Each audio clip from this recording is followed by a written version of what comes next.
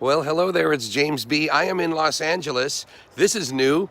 I'm going to get to an amazing interview with Kurt Elling, one of my favorite singers in the whole world. But right now, I'm going to tell you what's happening in the clubs in Toronto, because if you're in Toronto, you probably don't really care what's happening here in LA.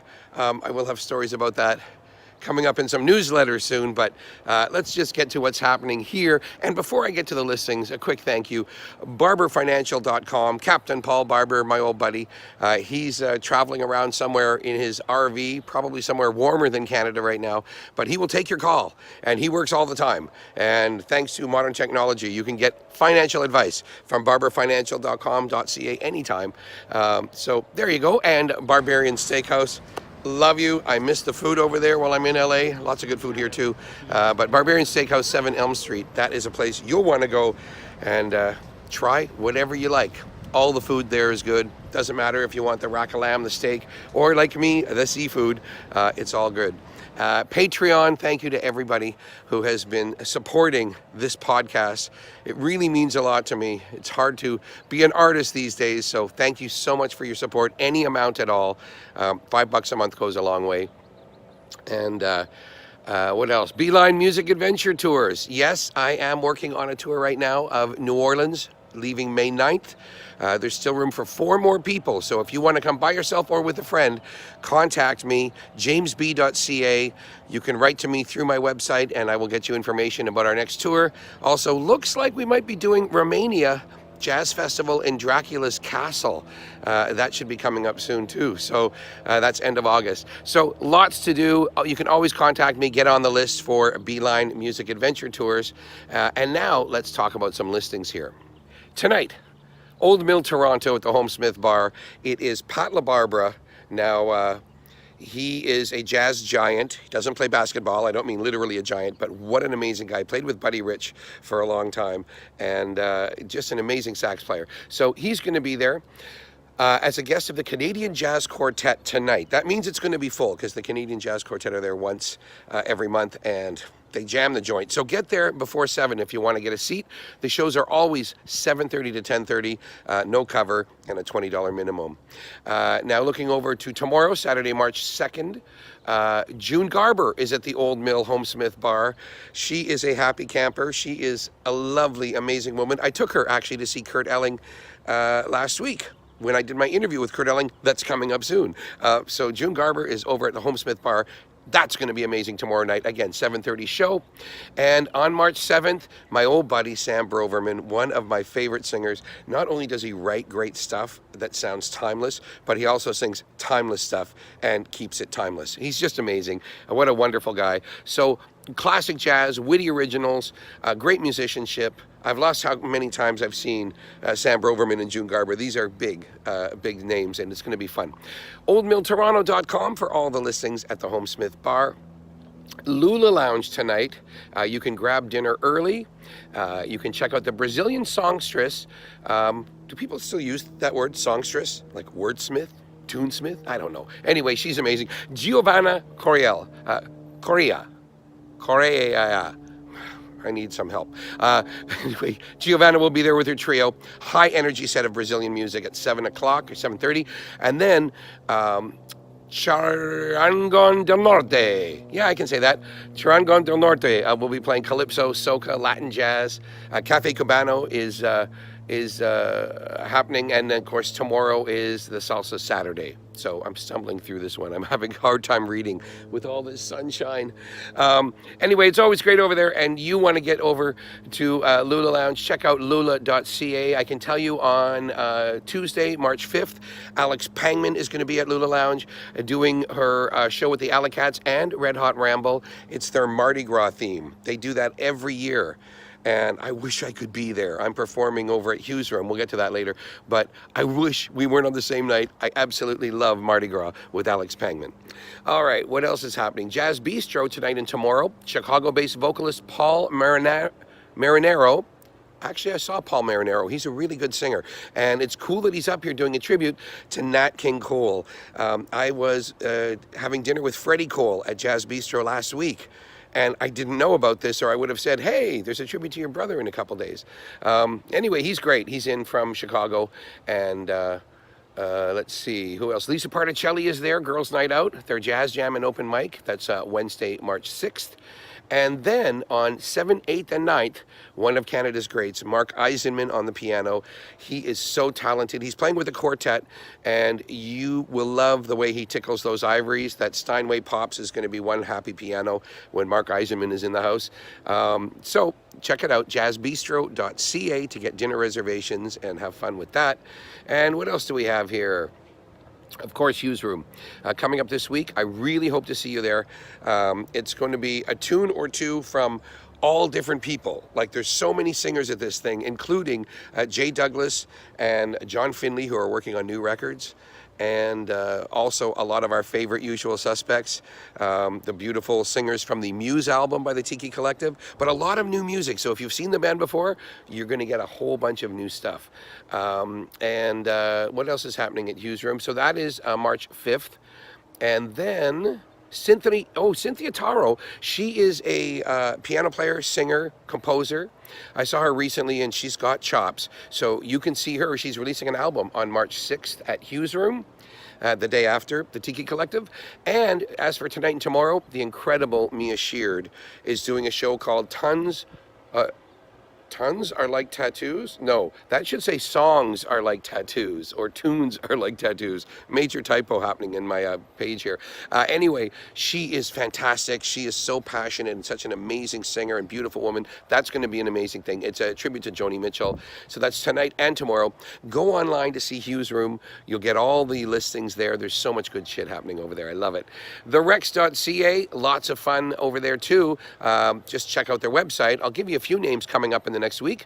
Kevin Bright, Mike Malone and the Writers Jazz Orchestra, Nathan Hiltz, Kevin Quain, and tonight, Jake Chisholm Blues.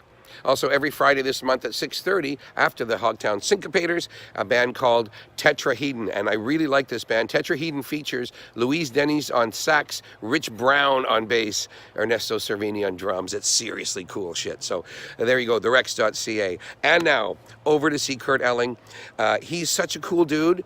I've seen him in, 5 or 6 countries. I follow him around like, I feel like a girl on the Ed Sullivan show watching, Ed Sullivan, I can never say Ed Sullivan show, Ed Sullivan show with the Beatles were on. I just get a little bit like, oh my God, he's so amazing. So what he did is he said, come by my hotel room and interview me just before I go do my sound check and do my concert. So that's what a nice guy he is. So we're going right now to the Falls View Casino to have a quick chat with Kurt Elling.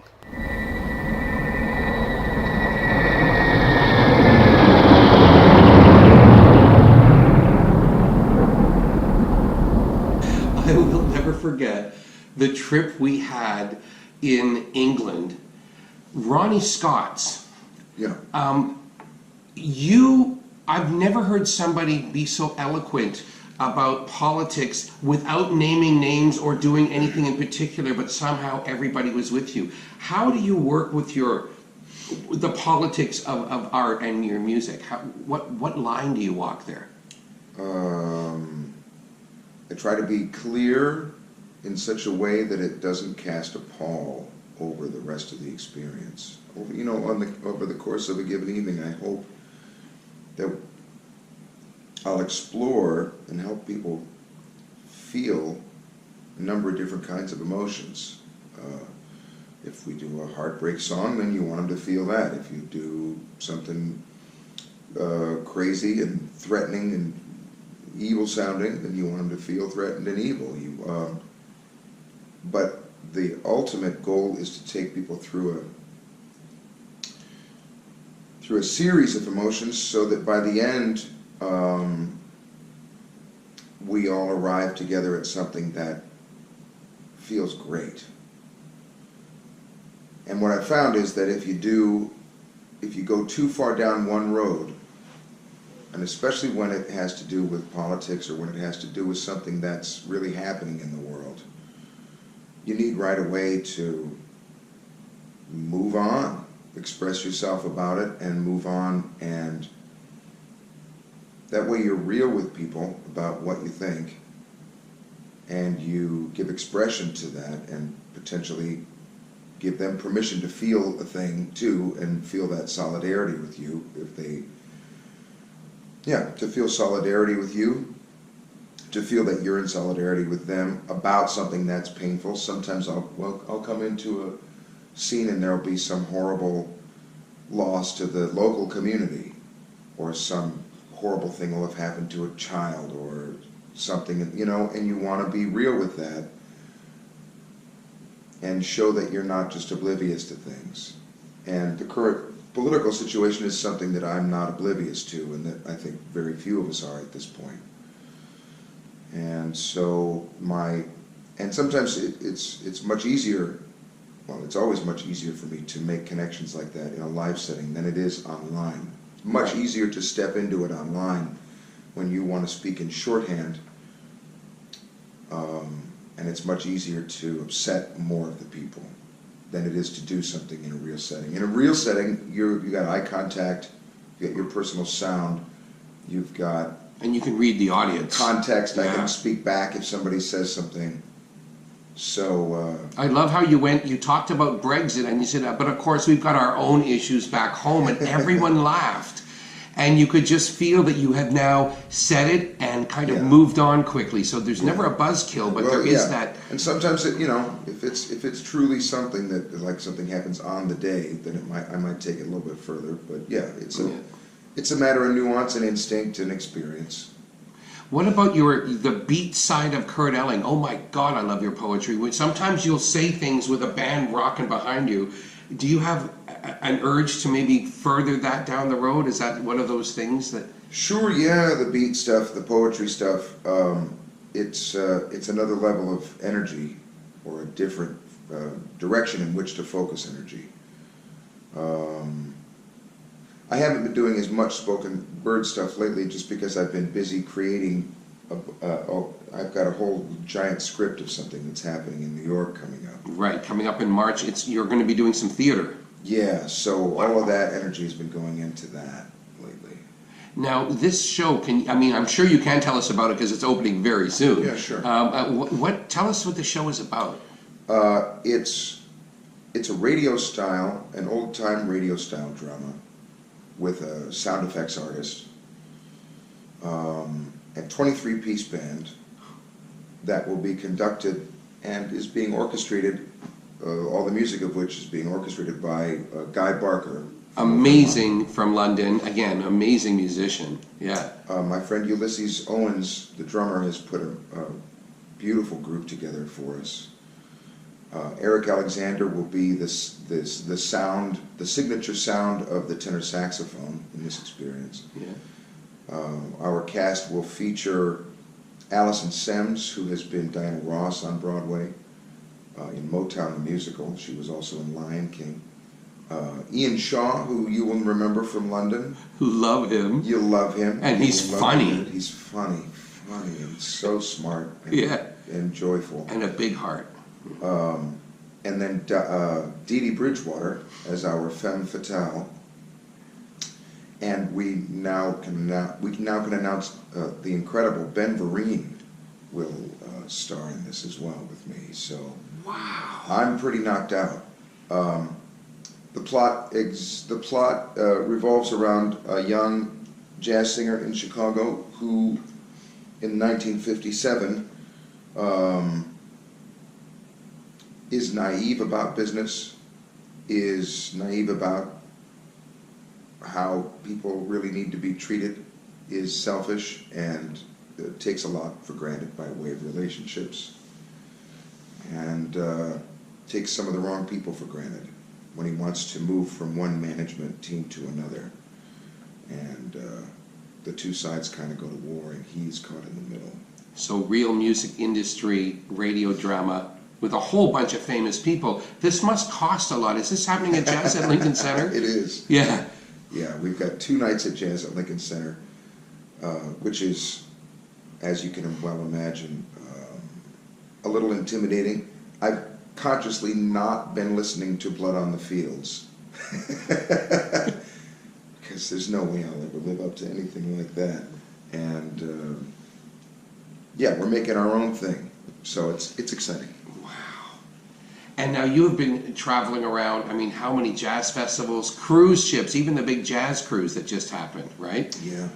What's your schedule like these days? How much It's time too do you get much. to spend at home? It's too much. Yeah. It's too much. I keep thinking I'm going to have more time with my family, and then I don't. So it's an ongoing balancing act. Showing me with your hands, how high is the stack of postcards that your daughter has Oh. received in the last 5 years? She stores them all around the house. She's got them in her bookshelf, and she's got them. That way she comes upon them randomly at different times. It's I wonderful. love that everywhere you go, you send your daughter a I postcard. do my best. Yeah. I do my best. Sometimes it's tough because I don't have postage that comes along with it, and then Yeah, where do you find a stamp? yeah, right. Oh no, I'm already at the airport. Now, when you started singing, you were really somebody that everyone would look to. I would say like an Al Jarreau or Bobby McFerrin in doing something so new, and it's kind of like scale school. It was like really, really not mathematical. It was heartfelt, but it was just, it was so deep for students. I know every singer wanted to learn and figure out how you were doing what you were doing. Have you noticed, I guess maybe it's just time, but a departure to like going into ballads, going into different types of things? Is that... No, I think it's more a matter of balance overall and the refinement of the melodic textures that I want to broadcast. I mean, my thing was very, very raw at first and pretty undeveloped, I think.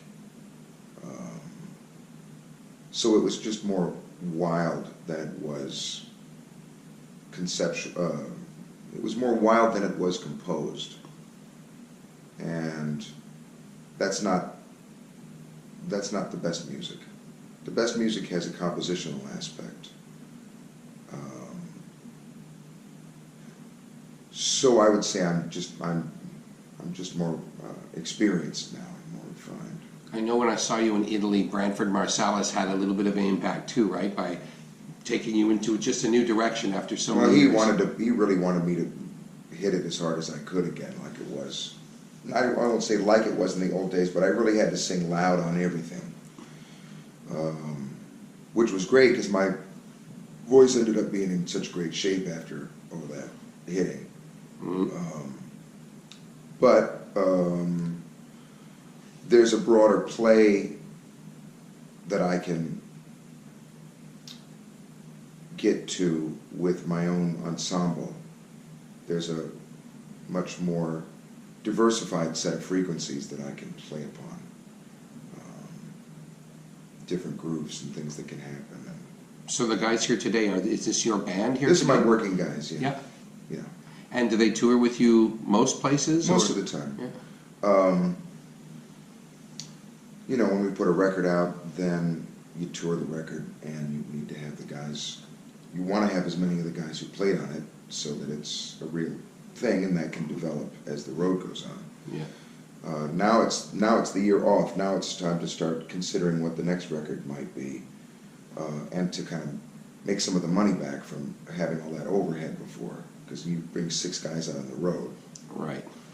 Now I can do things. Last night I was with the Smithsonian Jazz Orchestra, so no overhead. It's just me. I show up, I do with them, then I can make some of that money back. Yeah. And how many charts? How many songs did you? Oh, do? with that it was just 5. It was just a guest spot, 4 or 5 charts. Yeah. In a beautiful theater in San Francisco. Yeah, we were at SF Jazz Center. It's a favorite stop for sure. Yeah. What are some other favorite clubs in North America that you play, or venues in general? Oh, wow. That always kind of throws me because we have such a wonderful time in so many spots. And they're so diverse, I right? tend to think more in terms of cities. Yeah. And then there are so many of them. I mean, I love coming up to British Columbia, playing Vancouver. I love, a Seattle stop, a Portland stop. LA can be a lot of fun because we don't play it as often, so when we do, it's kind of a little bit of a special occasion. San Francisco, obviously, that's a beautiful thing. Hitting Monterey, San Jose, and then Out in Colorado, there's a couple of nice spots that we get to play.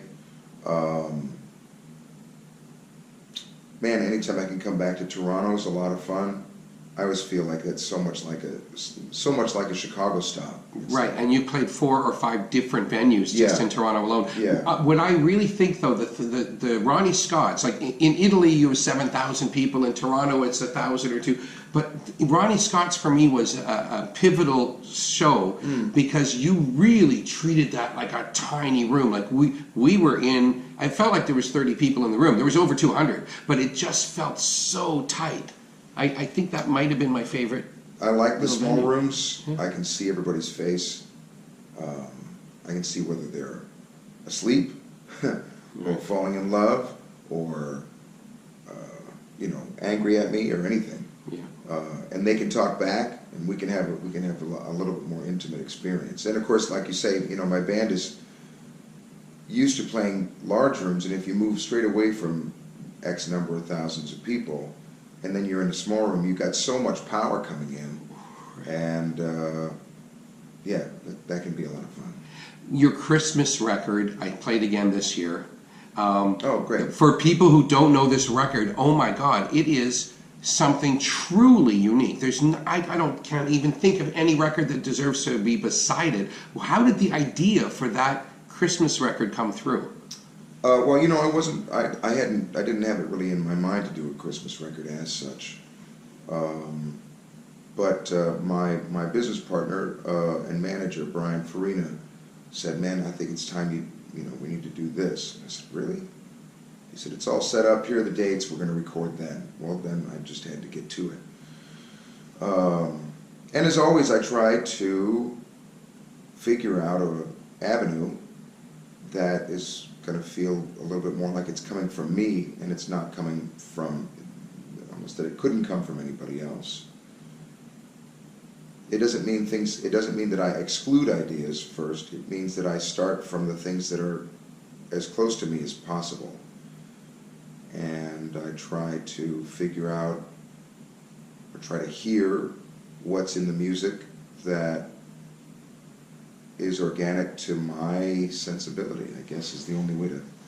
It's like chamber jazz, but ballads, and the songs you chose weren't exactly common fare. Yeah, I mean, I also consciously try to stay away from the too beaten down track, Mm-hmm. People can hear that stuff someplace else, then why would I want to do it? Or if they've done it better, then I can figure out how to do it. I'm not going to put myself in competition like that. Did Brian also bring you the Brill building idea, or did that come from somewhere else? No, that was another whole idea. That was from living in New York and walking by Brill on the way to another location all the time and thinking about those songs. And Yeah. So when you're thinking about all these different records, coming up next, are you going to base this on an overall feeling or concept, or are you going to start looking at songs? How would you start that process? Well, I mean, the first thing I try to figure out is what should I be doing from at this point, because it's not, what I'm doing is not in the vacuum of my own, the vacuum of my own egocentric experience. At least I hope it isn't. I mean, I'm in the world, and the first thing that we were talking about was talking about the political situation and how to address that. And this most recent record, The Questions, is in large measure a step toward trying to exist as a person, as a citizen, as a singer, as a writer to some degree in this moment of time. And that means I'm living with other people, and I'm living with the situation that everybody else is in. And that situation has continued to confound many of us, and it certainly has been a continuation of an experience of being divided between ourselves, weakened, confused, aggravated, assaulted to some degree, certainly seeing the powerless increasingly assaulted. So I take that very seriously. And so anything that I make next needs to have a consciousness of that in mind. I can't write something and deliver something in a vacuum. It's certainly not just going to be, here's a bunch of beautiful love songs with strings. It's not going to be Mantovani. Yeah. Because we're not living in Mantovani. We're not living there. That's not what this is. Yeah. But I don't know what specifically that will be. It's not to say that it will be explicitly political either, but I have to have that consciousness in mind. It makes it a little bit more complicated for me. No doubt.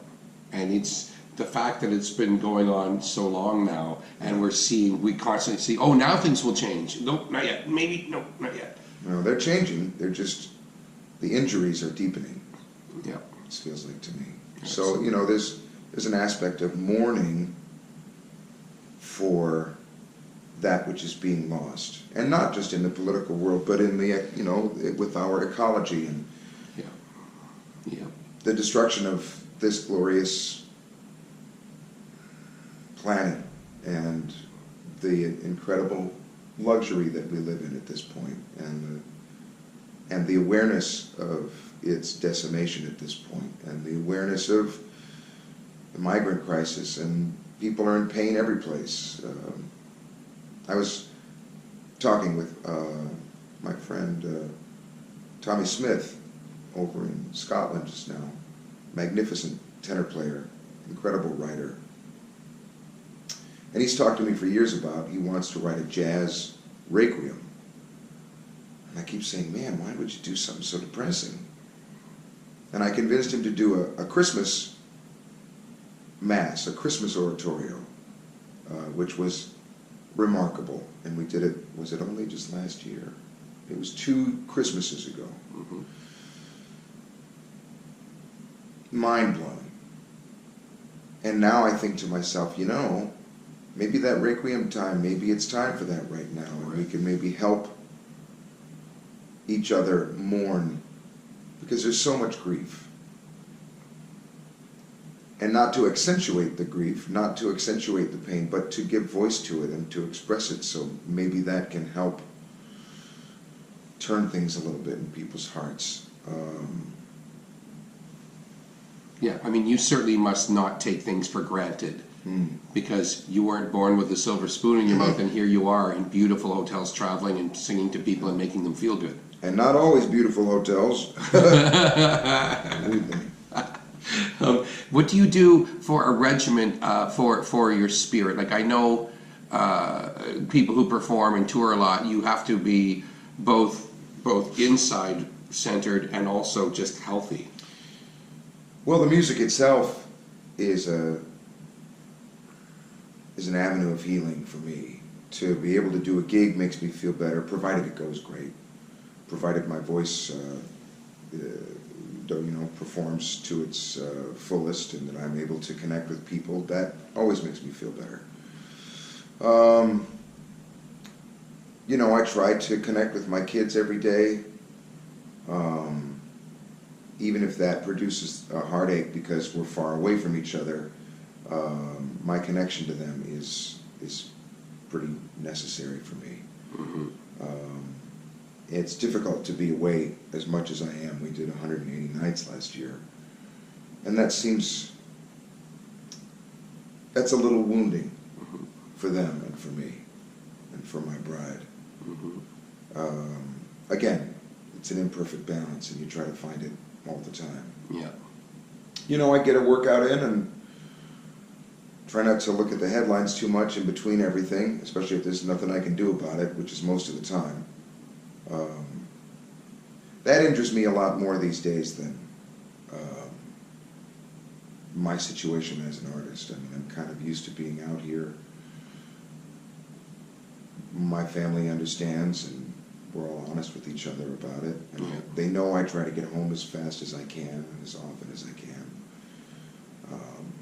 And there must be a level of just inner strength to go, you're not a party animal. You can't perform if you're out drinking and smoking and going crazy all the time. Yes. I mean, at the moment. And I'm aging rapidly, James.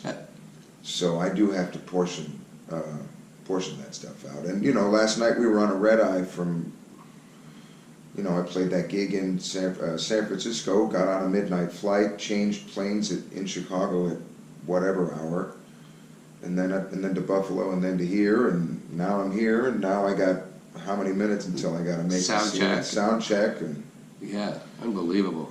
Yeah.